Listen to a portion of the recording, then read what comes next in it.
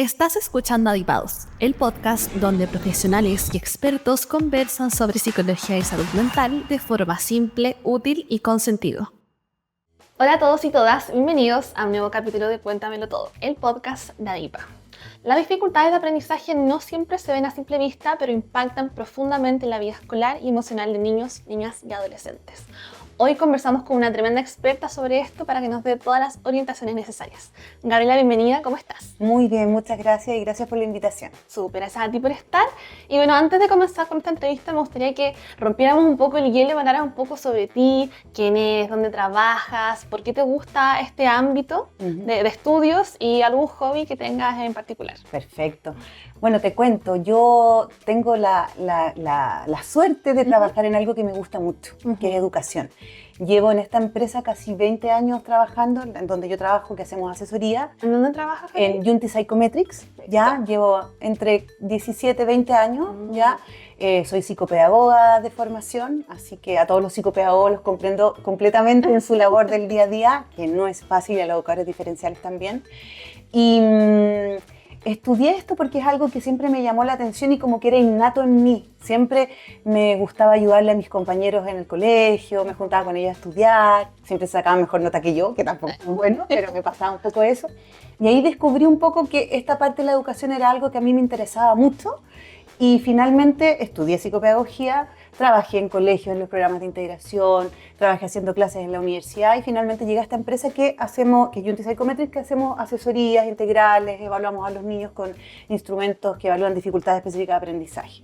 ¿Cómo qué tipo de instrumentos, por ejemplo? Es un instrumento estandarizado que se llama Batería Psicopedagógica Evalúa, que es la que se ocupa a nivel nacional para entrar a los programas de integración en las escuelas públicas, en los colegios públicos de Chile. Es una prueba que está estandarizada hace muchos años en Chile y es la que se utiliza, como te digo yo, para pesquisar dificultades específicas de aprendizaje y también para hacer derivaciones oportunas a psicólogos para una psicometría, a neurólogos por un posible trastorno por déficit atencional o cualquier otra pesquisa que tú encuentres dentro de esta evaluación. Súper. Ahí, Gabriela, ¿esta batería se aplica solo en Chile o quizás en otros países? No, hemos desarrollado ya la batería, bueno, nace hace muchos años en España lleva 40 años, en Chile lleva alrededor de 30, nace en España por un profesor, un maestro de primaria que necesitaba un instrumento para evaluar a sus alumnos, entonces nace en España, después la trajimos a Chile y ahora la lanzamos en Colombia, en México, la estamos baremando en Guatemala y vamos a ver también Centroamérica y otros países. Así que sí, está teniendo un buen impacto y una buena llegada en Latinoamérica en general, porque es un muy buen instrumento. Perfecto.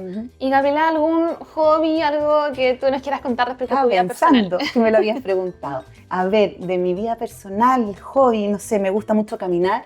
Me gusta mucho la playa, yo puedo estar en la playa y mirar el mar por horas.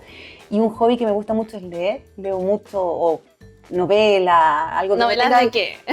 De amor, thriller psicológico, de todo un poco, como para salir un poco. Yo leo mucho porque investigo, entonces leo mucho cosas que son más intelectuales, entonces necesitas como algo que sea un poco más liviano. Como para equilibrar. ¿Dices? Para equilibrar un poco y lo otro me encanta bordar, por ejemplo.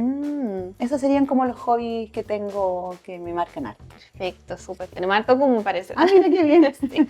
Bueno, Gabriela, muchas gracias por presentarte. Ya conocemos a Gabriela, así que vamos a comenzar con esta entrevista de hoy. Y nuestra primera pregunta para ti es, ¿qué son las dificultades de aprendizaje y por qué es tan importante abordarlas desde la psicopedagogía? Mira, qué buena la pregunta que me haces, porque la verdad que las dificultades de aprendizaje denotan ciertas dificultades de los niños cuando se ven enfrentados a los aprendizajes, ¿ya? Cuando yo hablo de una dificultad de aprendizaje, yo puedo tener dificultades de aprendizaje en 3 áreas, que en psicopedagogía se llaman áreas instrumentales, ¿ok? Un área es el área de la lectura, otro puede ser en escritura y otro puede ser en matemática, ¿de acuerdo? Entonces, cuando un niño se enfrenta a una dificultad para aprender, están en esas 3 áreas. Yo puedo tener dificultades, por ejemplo, cuando tengo que decodificar una palabra, puedo tener dificultades también en la velocidad lectora y puedo tener dificultades en la comprensión. ¿Ok? Son como los 3 procesos más importantes dentro de la lectura. En escritura puedo tener dificultades en la grafía, puedo tener dificultades en producir un texto, ¿ya? Y en matemática, en la operatoria, en el número, en la resolución de problemas. Entonces, eso generalmente, el primero que lo visualiza primero es la familia y también el profesor, ¿ya? Ahora, para yo tener una dificultad de aprendizaje, que en realidad, más que dificultad de aprendizaje, porque eso es algo general, son las dificultades específicas de aprendizaje.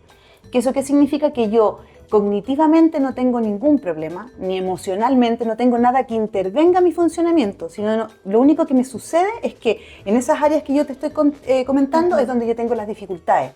Pero la dificultad no se va a explicar por una mala metodología, no se va a explicar porque tengo algún problema cognitivo, no se va a explicar porque tengo algún problema emocional. Perfecto. ¿Vale? Tiene que ser exclusivamente porque ese proceso que yo tengo que aplicar, por ejemplo, en la lectura, en la escritura, en las matemáticas, no está funcionando de manera adecuada. ¿Y por qué ocurre que no funcionan de manera adecuada?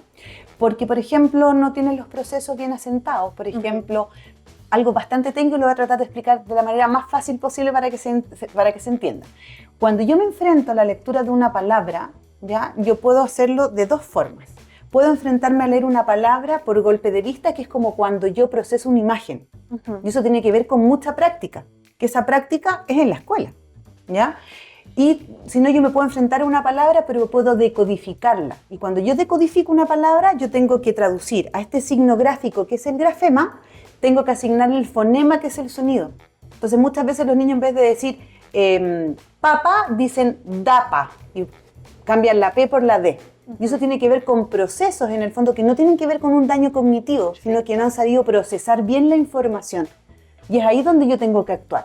Pero no hay nada que sea una variable o cognitiva, o emocional, o metodológica que está fallando. Entonces yo tengo que irme al proceso. Y eso es lo que busca en el fondo cuando yo atiendo las dificultades específicas de aprendizaje. Y tengo que tener la certeza que son de aprendizaje. Y aquí es súper importante. ¿Por qué?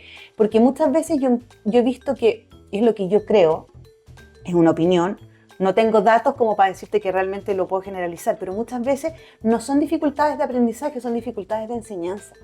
O sea, tenemos un cuerpo docente que lucha contra la adversidad, no digo lo contrario, pero que muchas veces no, o creen no saber cómo trabajar los procesos, o tenemos algunos docentes que les cuesta comprender un texto, profesores que les cuesta enseñar a multiplicar, a dividir. Entonces yo siempre digo, ¿cómo alguien que no tiene la competencia para hacer algo le enseña a otro para que lo haga?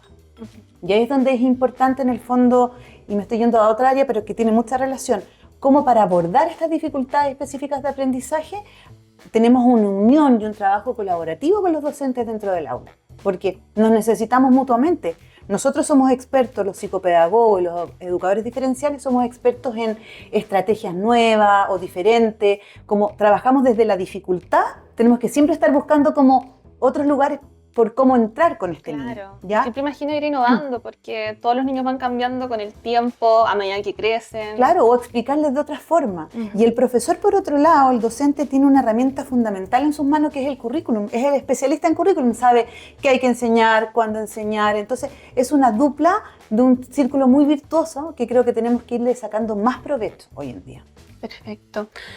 Gabriela, ¿cómo se evalúan las dificultades de aprendizaje? ¿Cómo uno puede darse cuenta de que ya este niño tiene habilidades, o sea, dificultades de aprendizaje y cómo poder ir interviniendo? Mira, yo creo que lo más importante es que la primera alerta que un padre, una madre, un tutor tenga en la casa es el primer indicio. ¿Ya? Voy a partir por la familia, ¿ok? Yo, papá, veo que a mi hijo le cuesta comprender un texto, le hago preguntas sobre el texto y no logra responderla, tiene que producir un texto y le cuesta conectar el pensamiento con la escritura, o tiene dificultades para resolver un problema, y eso uno como papá, como mamá, se da cuenta en el día a día. Esa es como una primera alarma y tú ves que va rindiendo muy a destiempo o muy desfasado con su grupo de pares dentro del curso, ¿ya? Esa es como una primera alarma.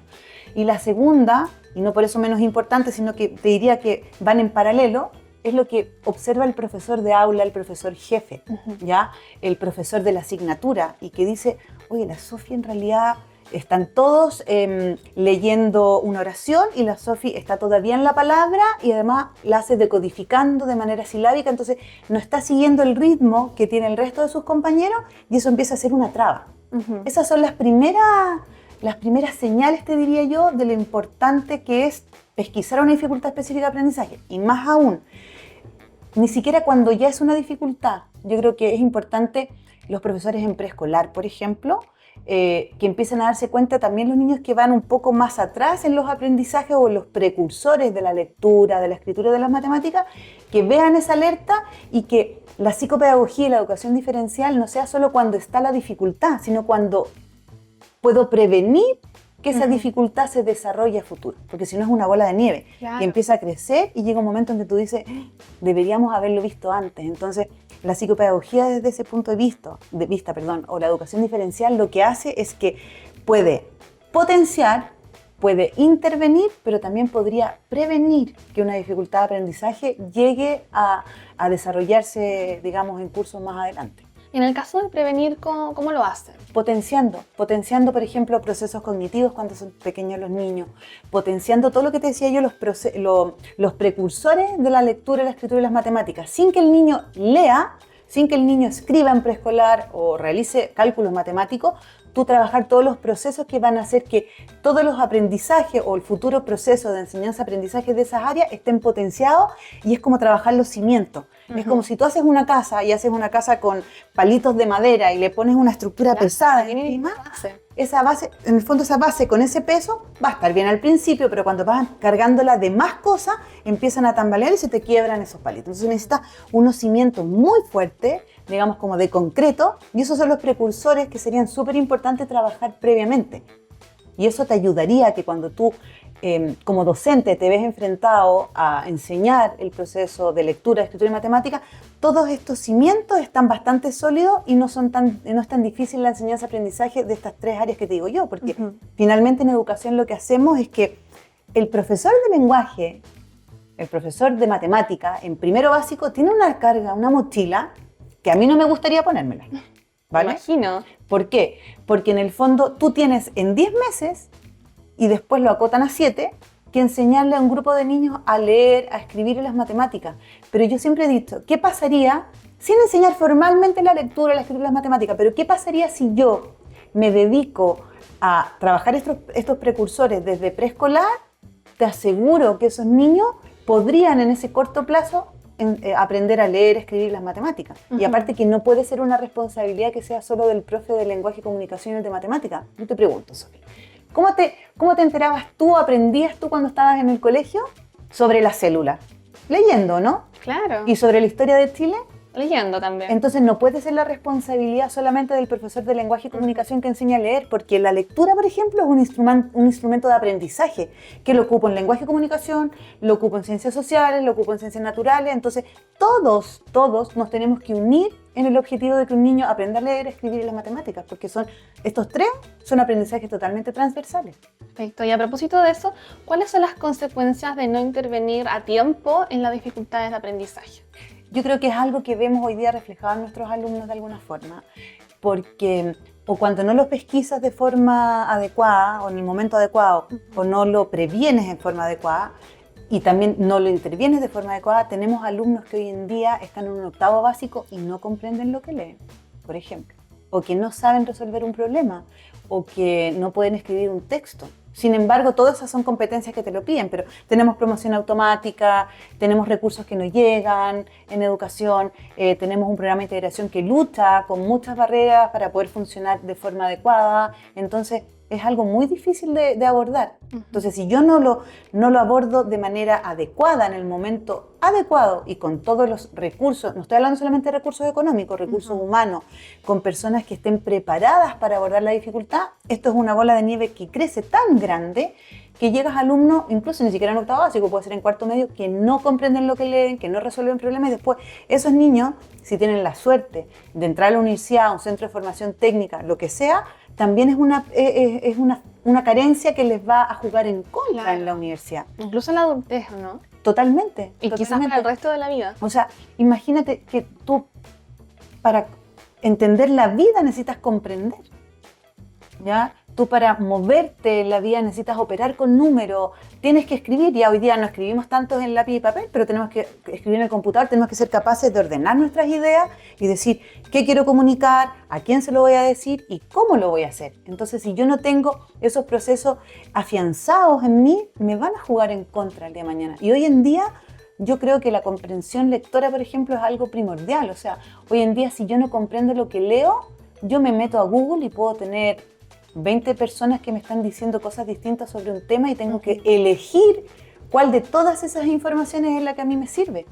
Entonces, yo creo que es absolutamente importante abordarla, pero abordarla siempre, como yo te decía al principio, en un trabajo colaborativo, en un trabajo en equipo con los docentes. No es un trabajo mío solo como psicopedagoga o educador diferencial. Necesito al docente, necesito que se involucre conmigo y que veamos en conjunto cómo hacemos adecuaciones curriculares, cómo le enseñamos a los niños. Si no, yo creo que no. Ahí, Gabriela, también existe, imagino, como intervenciones más individuales, ¿no? Todo el tiempo. Hoy en día, antiguamente sí, en mi época, cuando yo estudié que no existía el PIE, tú tenías aulas de recursos, entonces tú podías entrar un ratito con los niños en el fondo al aula y después los sacabas y trabajabas de forma independiente. Hoy en día con el tema de la inclusión, eso no se da, a no ser que sea alguna condición mucho mayor y que tenga que pasar algunas horas fuera, pero la verdad es que eso no se hace hoy en día. Se hace más cuando tú trabajas de forma individual y los papás te contratan, por ejemplo, y tú los atiendes de forma particular y estás trabajando uno a uno. ¿Ya? Pero hoy en día en los colegios eso no está sucediendo. Es un trabajo siempre dentro del aula que está bien, porque es donde sucede el aprendizaje. Pero, sin embargo, y podría decir algo que no es muy correctamente dicho, digamos, desde el punto de vista de la inclusión que digo, que está hoy en día en boga. Pero muchas veces hay algunos niños que, si tú te detienes a observar su condición, a veces es mejor que estén algún momento fuera de la sala de clase, más que estén todo el tiempo fuera, porque la sala de clase puede ser un foco de estrés tan grande que no puedan en el fondo rendir en las otras áreas o profundizar en los aprendizajes. Entonces eso es algo que creo que todavía deberíamos mirar. No digo que estén 100% fuera, pero deberían en algún momento, aquellos niños, por ejemplo, cuando tienen descompensación, cuando están dentro del espectro autista o algún grado de discapacidad intelectual, yo siempre he pensado quizás necesitan algún tiempo en un uno a uno más que estar dentro del aula. Y no por querer discriminarlo. Claro, yo creo que al ayudarlos. final, yo creo que es una forma más de ayudarlo, desde mi punto de vista. Perfecto.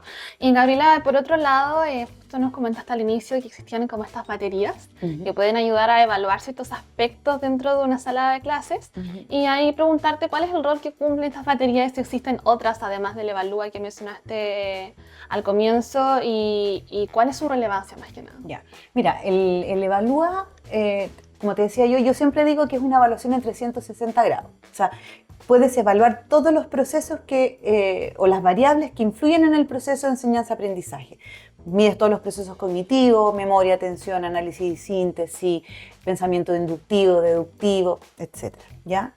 Y luego tienes las áreas instrumentales, tienes la parte psicosocial y cuando son más grandes, bueno, tienes en el fondo la escala vocacional y hábitos y estrategias de estudio. Si tú lo piensas, son todas las variables que te pueden influir positivo o negativamente. ¿Vale?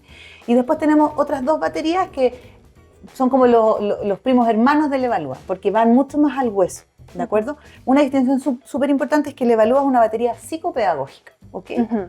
En cambio, las baterías que te voy a contar ahora, que son la batería EVALEC y EVAMAT, son pedagógicas. Entonces, lo que hacen es que, en vez de evaluar todas las variables que inciden en el proceso de enseñanza-aprendizaje, la batería EVALEC mide solamente la competencia lectora y entra de lleno a poder identificar cuáles son los procesos que están considerados dentro de la competencia lectora y evaluarlos de forma milimétrica, ¿ok? Y lo mismo sucede con el EVAMAT, que es de competencia matemática. Entonces, la distinción entre estos tipos de instrumentos es que en el Evalúa yo puedo, primero, es el instrumento para detectar dificultades específicas de aprendizaje, puedo aplicar obviamente a cursos completos y poder tomar medidas de intervención al curso, al nivel o de forma individual y llegas al diagnóstico. Estas dos que te estoy contando yo, no, porque son pedagógicas, lo único que haces tú es, de hecho están diseñadas para hacer evaluaciones masivas y tú puedes a partir de esos resultados hacer intervenciones. Entonces yo puedo evaluar a los terceros básicos y ver cómo está el tercero A, el tercero B, el tercero C, pero también cómo está cada uno de los niños que están en esos cursos. Entonces puedo, al igual que en el Evalúa, puedo tomar decisiones y hacer intervenciones en 3 niveles. Puedo intervenir en el nivel, en el tercero básico, puedo intervenir en el tercero A, diferente al B y diferente al C, y puedo diseñar una intervención para cada niño de forma individual porque puedo detectar milimétricamente el proceso que está fallando, o en la lectura o en las matemáticas. Entonces, esa es la gran potencialidad que tiene, porque lo que yo he visto durante mucho tiempo es que en muchos colegios, instituciones educativas evalúan con estas baterías o con otras, ¿ya? Y finalmente es una información que tú abres el cajón, la guardas, cierras el cajón y queda ahí. Y realmente la evaluación es el puntapié inicial para tomar decisiones e implementar metodologías, estrategias nuevas. O sea, a nosotros nos ha pasado que hemos intervenido bastantes colegios en donde hemos aplicado Levalec o Levamar, pero no nos quedamos solo con los resultados. Lo que hacemos es capacitar al cuerpo docente en competencia lectora, después los acompañamos durante un año con estrategias, con metodologías muy sencillas y muy fáciles, porque no es necesario hacer una tesis doctoral. Claro. Tienen que ser actividades entretenidas y cortitas para que el niño aprenda. Si es una actividad grande, ya no es un aprendizaje, es una evaluación. Y ahí es donde nosotros tendemos a confundirlo un poco.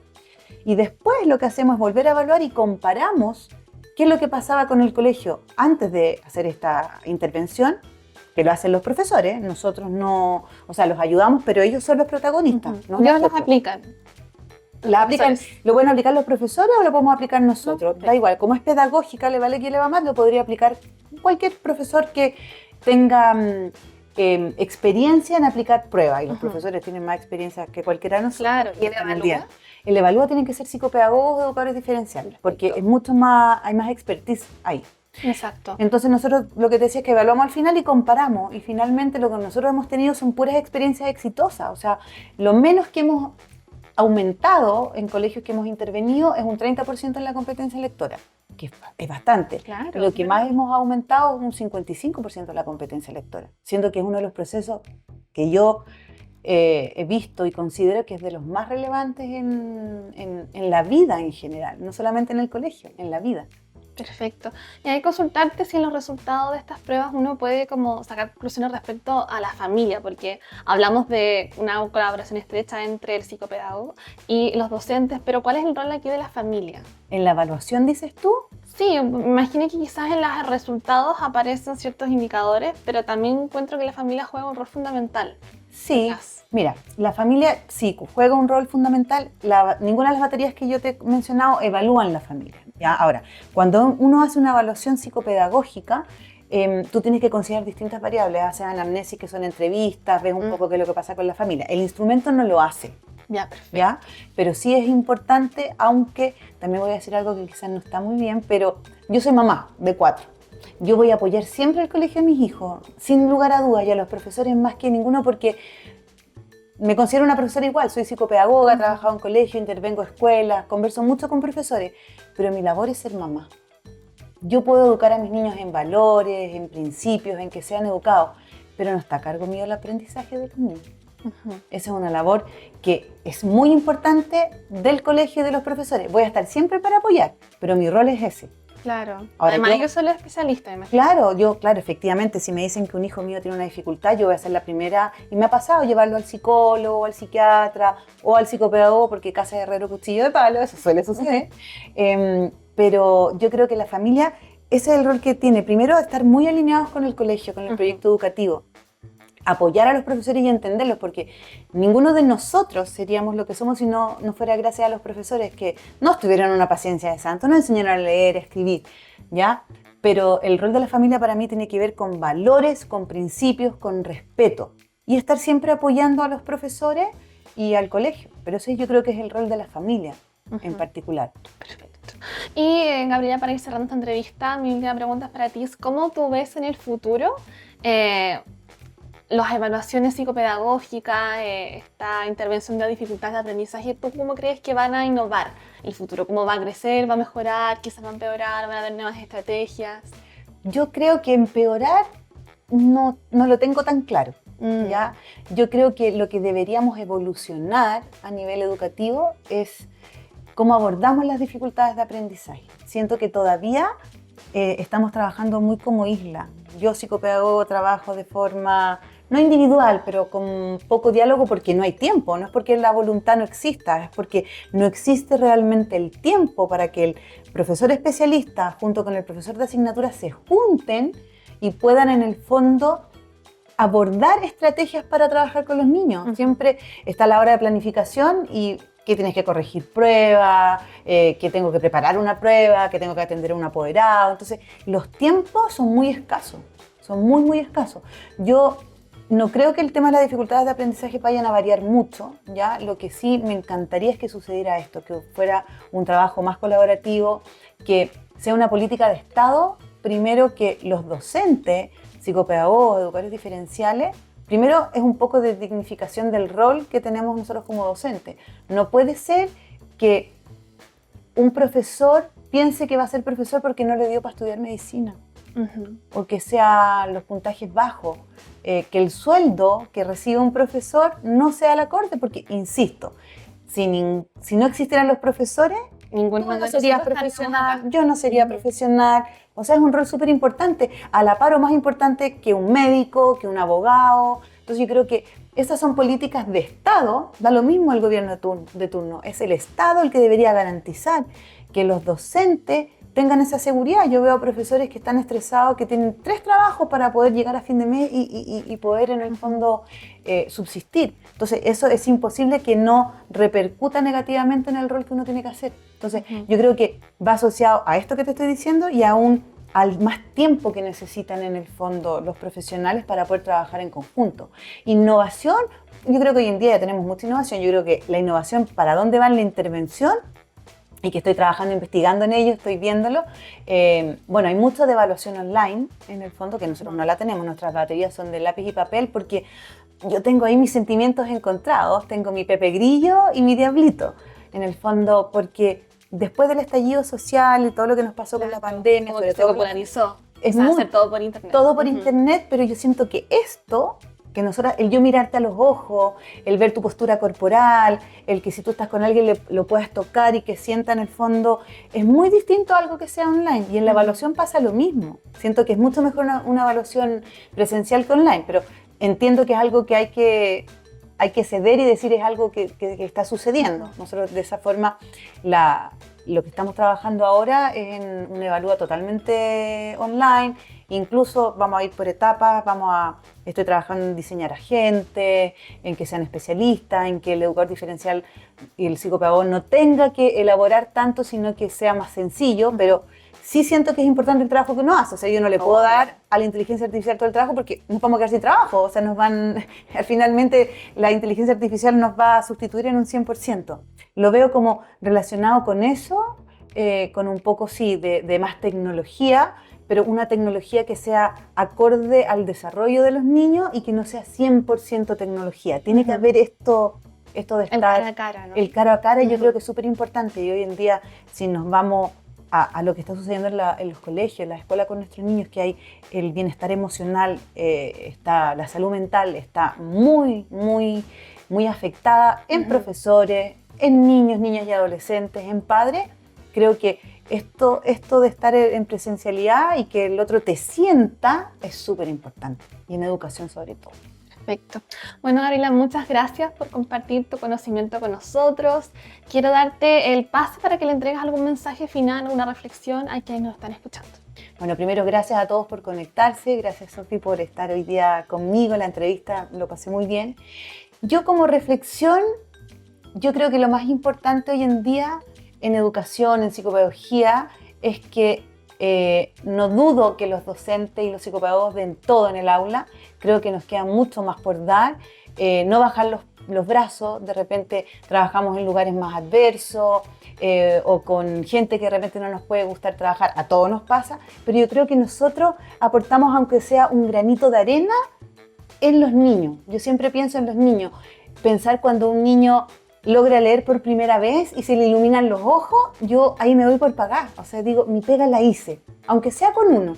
Sé que es difícil y que cuesta mucho, pero para mí eso me permite seguir, avanzar y no sentir que el lugar o lo que hago es algo tan adverso.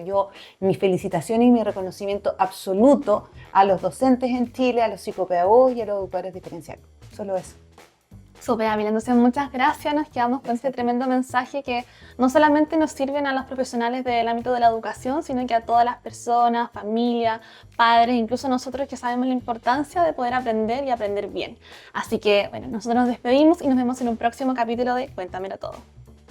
Recuerden que pueden seguirnos en todas nuestras plataformas, así como en Spotify, YouTube y nadipa.cl/adipados para no perderse ningún detalle de los próximos capítulos.